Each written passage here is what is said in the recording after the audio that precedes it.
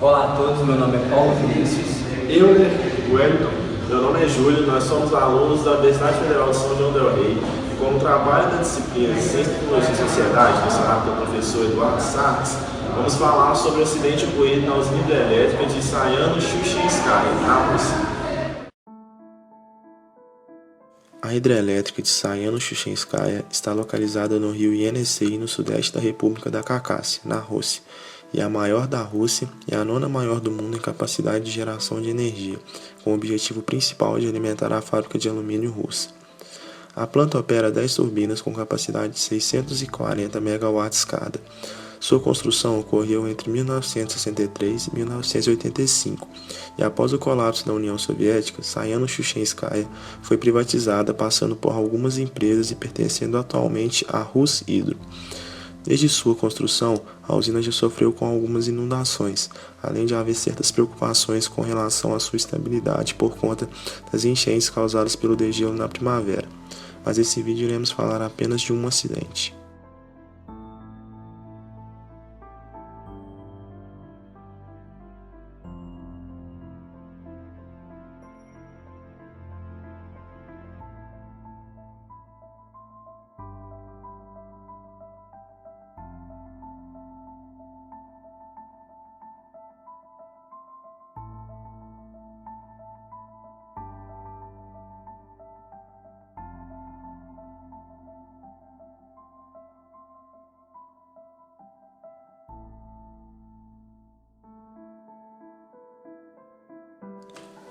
No dia 17 de agosto de 2009, às 8 horas e 13 minutos no horário local, houve-se um alto ruído vindo da turbina 2. De repente, os parafusos responsáveis pela fixação da tampa da turbina se quebram. Sob uma intensa pressão provocada pela água, a turbina juntamente com sua tampa é arremessada contra o teto, causando o desabamento do mesmo sobre as turbinas 1, 2 e 3. Instantaneamente, o forte jato de água que sai do local onde ficava a turbina 2 inunda totalmente a sala das turbinas, causando um curto-circuito nas demais turbinas em operação naquele momento e também alaga diversas outras áreas da hidrelétrica. Minutos depois, alguns funcionários conseguiram acionar manualmente o fechamento das comportas de emergência das tubulações que alimentam as turbinas e cessar a inundação da casa de máquinas. Posteriormente, abrir as comportas do vertedouro para permitir a vazão natural do rio.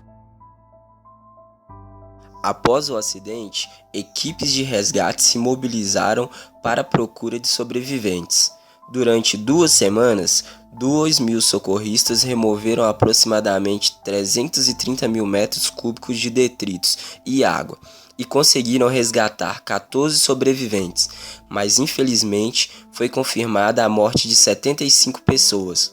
Normalmente, uma média de 12 funcionários é suficiente para toda a operação na área das turbinas, mas por conta de extensos reparos e melhorias que estavam sendo feitas naquele dia, haviam 115 funcionários presentes no local do acidente.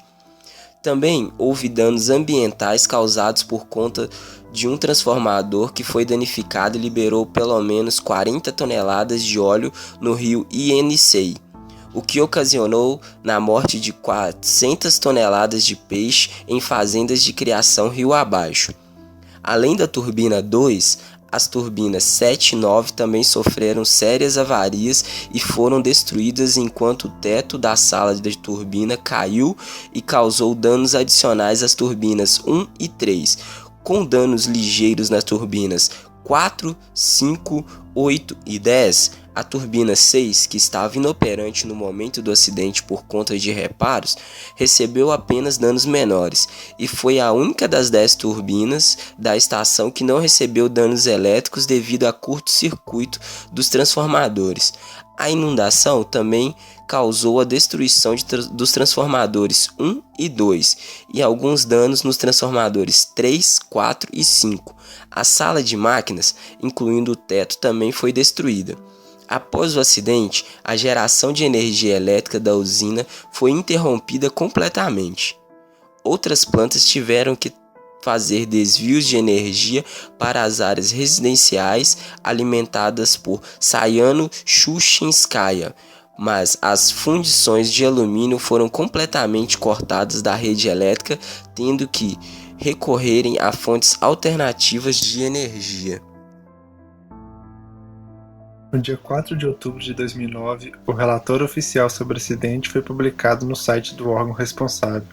Nele constam os nomes das pessoas mortas, os responsáveis pelo ocorrido e outros dados, incluindo uma revisão histórica e técnica da usina. Mas por razões desconhecidas, o relatório final do acidente foi removido da internet pouco tempo depois de ter sido divulgado. Após pesquisas realizadas, chegamos às seguintes causas do acidente.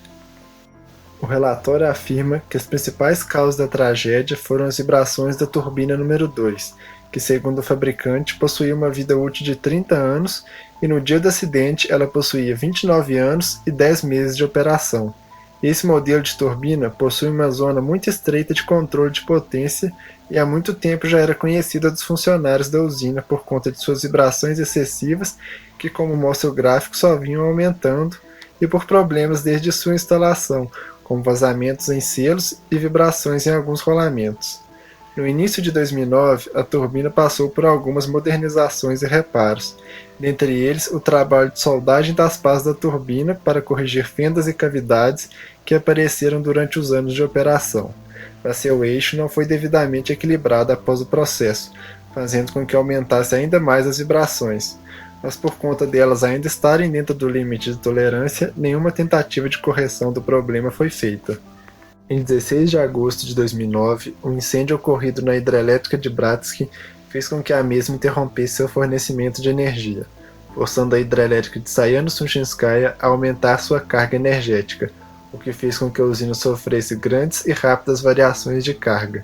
E por conta da turbina 2 ter ganhado um novo regulador e um novo sistema automatizado de controle de carga articulado durante sua modernização, ela era considerada a unidade mais confiável e foi definido como a unidade principal, a qual experimentou os maiores balanços de carga e, como mostra o gráfico, fez com que a turbina operasse mais vezes na zona não recomendada, a qual gera excessivas vibrações.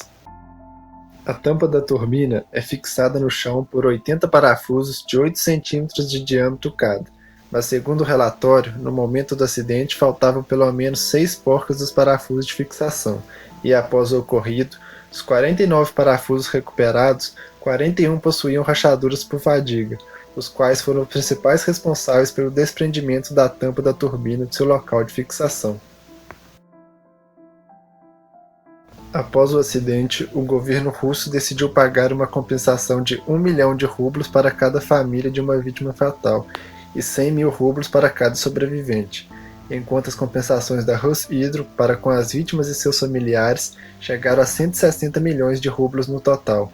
A administradora da usina também criou um sistema de apoio social e psicológico que, além dos familiares das vítimas, também ajuda toda a comunidade composta pelos funcionários da hidrelétrica e suas famílias. Depois do grave acidente de Sayano-Shuchinskaya, decidiu-se realizar a reconstrução total da estação e equipá-la com instrumentos mais novos e modernos, com o melhor desempenho e seguindo todos os requisitos de segurança. A restauração completa da usina levou mais de 5 anos e custou 41 bilhões de rublos, aproximadamente 5,5 bilhões de reais. Os trabalhos de reparo já se iniciaram em agosto de 2009, quando foram removidos os detritos da sala de máquina e em novembro as paredes e o teto da sala foram reconstruídas, o que permitiu a continuação do trabalho durante o inverno russo. Em 2010, depois de recondicionadas, as turbinas 3, 4, 5 e 6 foram colocadas em operação, pois não sofreram danos severos. Em dezembro de 2011, a nova turbina número 1 foi colocada em operação. Em 2012, as turbinas de número 7, 8 e 9 foram colocadas em operação e as turbinas 5 e 6 foram removidas para reconstrução. Em 2013, as novas turbinas 5, 6 e 10 foram colocadas em operação e as unidades 3 e 4 foram removidas para reconstrução. Em 2014, as turbinas 3 e 4 foram substituídas por novas e colocadas em operação, e a área da turbina de número 2 foi completamente reconstruída e uma nova turbina colocada em operação no local. Na análise do caso, foram ouvidas mais de 300 testemunhas e realizados mais de 230 exames técnicos. Por conta das diversas evidências coletadas, a conclusão do mesmo demorou mais de um ano. O banco dos réus foi composto por 7 pessoas, dentre elas o diretor da usina, o engenheiro-chefe e seus 2 assistentes e 3 funcionários responsáveis pelo equipamento de monitoramento. Eles foram acusados de violação das regras de segurança na condução do trabalho, que negligentemente causou a morte de mais de 2 pessoas, o que no Código Penal russo tem pena máxima de 7 anos de prisão. Segundo os investigadores, os acusados há muito tempo já tinham conhecimento da vibração excessiva na turbina 2, mas permaneceram ociosos, e os funcionários não tomaram nenhuma medida para reparar o erro, mesmo durante a última manutenção no início de 2009. No dia 24 de dezembro de 2014, o veredito final foi dado. O ex-diretor da hidroelétrica e o engenheiro-chefe foram condenados a 6 anos de prisão cada. Já os assistentes foram condenados a 5 anos e meio e o outro a 5 anos e 9 meses.